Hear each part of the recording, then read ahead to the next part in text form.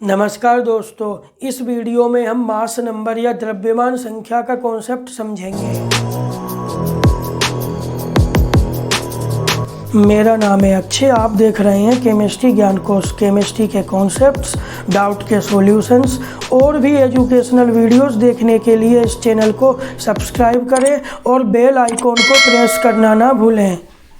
देखिए दोस्तों, द्रव्यमान संख्या को दोस्तों मास नंबर भी बोलते हैं। ये चीज़ आपको याद रखनी है। और जो द्रव्यमान संख्या मास नंबर होता है उसे परमाणु भार, जो परमाणु के ऊपर भार होता है, परमाणु एटॉमिक वेट के बराबर होता है द्रव्यमान संख्या। यानी मास नंबर लगभग इक्वल होता है एटॉमिक वेट के। अब दोस्तों आगे आपको मैं कॉन्सेप्ट बताता हूँ।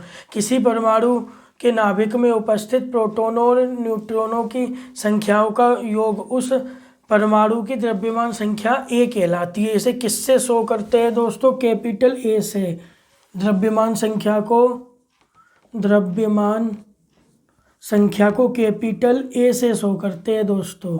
अब इसके बाद दोस्तों आगे क्या लिखा है? द्रव्यमान संख्या ए से शो करते हैं दोस्तों। मैंने आपको बता दिया किसके बराबर होती है? Z plus N. जेड क्या है? परमाणु क्रमांक, एटॉमिक नंबर है। एटॉमिक नंबर क्या होता है? प्रोटॉनों की संख्या होती है। और प्लस एन, एन क्या है? न्यूट्रॉनों की संख्या के बराबर होता है। और ये कहाँ पाए जाते हैं? न्यूक्लियस में, नाभिक के अंदर।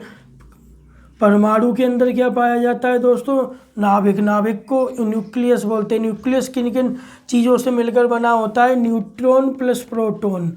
इसी न्यूट्रॉनों की संख्या प्लस प्रोटॉनों की संख्या का योग ही द्रव्यमान संख्या कहलाती है।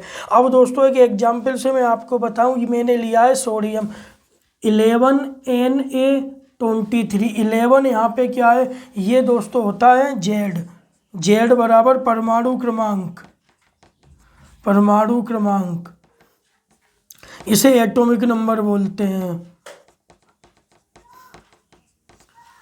और 23 है इसका एटॉमिक वेट या मास नंबर होता है दोस्तों। तो आपको द्रव्यमान संख्या निकालने के लिए आपको डायरेक्ट याद करना ही पड़ता है। जैसे सोडियम का जो द्रव्यमान संख्या एटॉमिक वेट है या मास नंबर कितना है सोडियम का, वो होता है 23। ये दोस्तों आपको याद करना पड़ेगा, 23.0। तो इसे पूर्णांक या इंटीजर में इसे 23 लेते हैं। अभी पूर्णांक में क्यों है दोस्तों, वो मैं आपको किसी अन्य वीडियो में बताऊंगा। 23 ले लिया।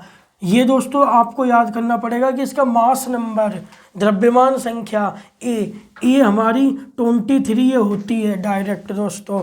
और 11 क्या है? 11 एटॉमिक नंबर है। एटॉमिक नंबर का क्या मतलब है दोस्तों?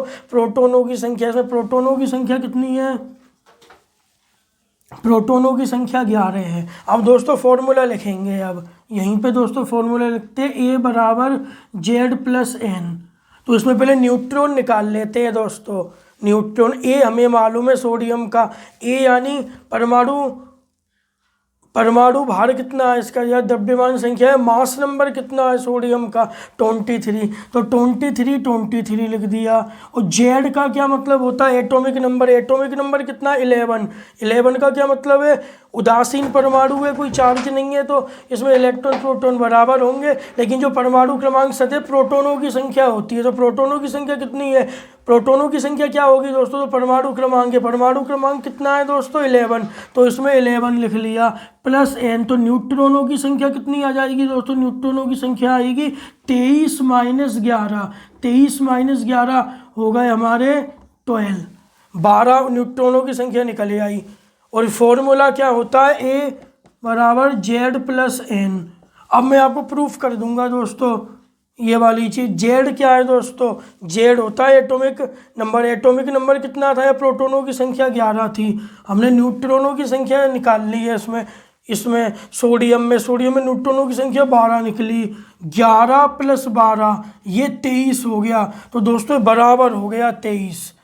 हाँ, न्यूट्रॉनों की परमाणु क्रमांक या प्रोटॉनों की संख्या प्लस न्यूट्रॉनों की संख्या को जोड़ दो तो द्रव्यमान संख्या बन जाती है। मैं आपको प्रूफ कर दिया, क्योंकि सोडियम में का परमाणु क्रमांक 11 यानी प्रोटॉनों की संख्या 11 है, उसमें न्यूट्रॉनों की संख्या 12 आ गई इस तरीके से। तो इसका एटॉमिक नंबर, तो इसका वो बन गया एटॉमिक नंबर 11 और न्यूट्रॉनों की संख्या 12। तो इसकी एटॉमिक वेट मास नंबर 23 बन गया। अब एक और एग्जाम्पल से समझेंगे दोस्तों, सल्फर 16 प्रोटोनों की संख्या है इसमें सल्फर में, क्योंकि एटॉमिक नंबर Z बराबर 16 है, तो प्रोटोनों की संख्या इसमें कितनी होगी, प्रोटोनों का नंबर 16 होगा। और ये क्या है दोस्तों, 32 इसकी द्रव्यमान संख्या होती है, आपको याद करनी पड़ेगी 0.1, तो इंटीजर में ही ले लेते हैं इसे। 32.1 नहीं लेंगे दोस्तों, 32 ले लेंगे, तो 32 यहाँ लग दो। अब इसमें फॉर्मूला वही लगाएंगे दोस्तों, A बराबर Z+N। इसमें पहले न्यूट्रॉनों की संख्या पता करेंगे। A हमें मालूम है, हमने याद कर रखा है कि सल्फर का जो द्रव्यमान संख्या कितनी होती है सल्फर की, 32, तो 32 लिख दो यहाँ पे। और Z क्या है, Z एटॉमिक नंबर है, एटॉमिक नंबर यानी प्रोटोनों की संख्या कितनी है इसमें, 16 है। 16 क्यों है, जितना परमाणु क्रमांक होता है उतना ही प्रोटोनों की संख्या होती है, तो 16 की जगह 16 लिख दिया प्लस n। अब न्यूट्रॉन निकाल लो इसमें से, तो न्यूट्रॉन कितने लिख लेंगे, 32 माइनस 16, 16 न्यूट्रॉन निकल गए। अब एक बार ये फॉर्मूला दोस्तों और लिखो, A बराबर Z+N।